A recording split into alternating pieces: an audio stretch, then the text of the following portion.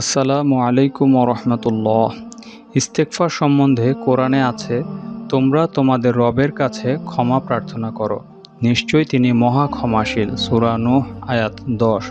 অতঃপর তোমার রবের প্রশংসা সহ পবিত্রতা বর্ণনা করো এবং তার কাছে ক্ষমা প্রার্থনা করো।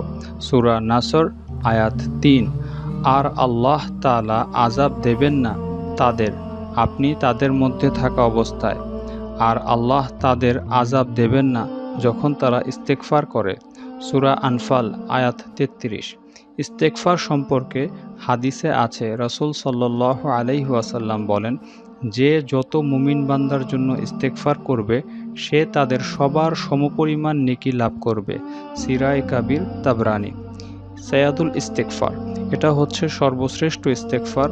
এটি হচ্ছে আল্লাহুম্মা আনতা রব্বি লা ইলাহা ইল্লা আনতা খালাকতানি ওয়া আনা আবদুকা ওয়া আনা আলা আহদিকা ওয়া ওয়াদিকা মাস্তাতাতু ওয়া আউযু বিকা মিন শাররি মা সানাতু আবুউ লাকা বিনি'মাতিকা আলাইয়া ওয়া আবুউ বিযামবি ফাগফিরলি ফাইন্নাহু লা ইয়াগফিরুয যুনুবা ইল্লা আনতা।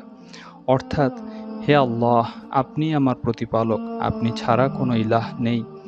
আপনি আমাকে সৃষ্টি করেছেন এবং আমি আপনারই বান্দা। আমি যথাসাধ্য আপনার সঙ্গে প্রতিজ্ঞা ও অঙ্গীকারেই আবদ্ধ আছি। আমি আমার সব কৃতকর্মের কুফল থেকে আপনার কাছে আশ্রয় চাই। আপনি আমার প্রতি আপনার যে নিয়ামত দিয়েছেন আমি তা স্বীকার করছি, আর আমার কৃত গুনাহের কথাও স্বীকার করছি। আপনি আমাকে ক্ষমা করে দিন, কারণ আপনি ছাড়া কেউ গুনাহ ক্ষমা করতে পারবে না। সকাল ও সন্ধ্যায় এ ইস্তেগফার করার নিয়ম। ফজর ও মাগরিবের নামাজের পর এই ইস্তেগফার পড়তে যেন ভুল না হয়।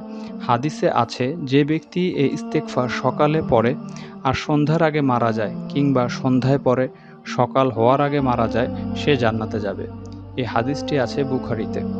বিশ্বাসী মুসলমানদের কর্তব্য হলো আল্লাহর কাছে বেশি বেশি ইস্তেগফার করা, রিজিকে বরকত সহ কোরআন সুন্নায় ঘোষিত ফজিলত ও মর্যাদাগুলো পাওয়ার চেষ্টা করা।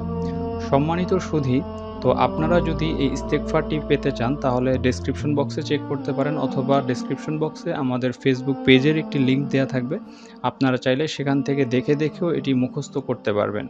আর আপনারা যারা এখনও আমাদের এই চ্যানেলটিকে সাবস্ক্রাইব করেননি, আপনাদেরকে বলবো যে চ্যানেলটিকে অবশ্যই সাবস্ক্রাইব করার মাধ্যমে আপনারা আল্লাহর দলের একজন সদস্য হয়ে যান।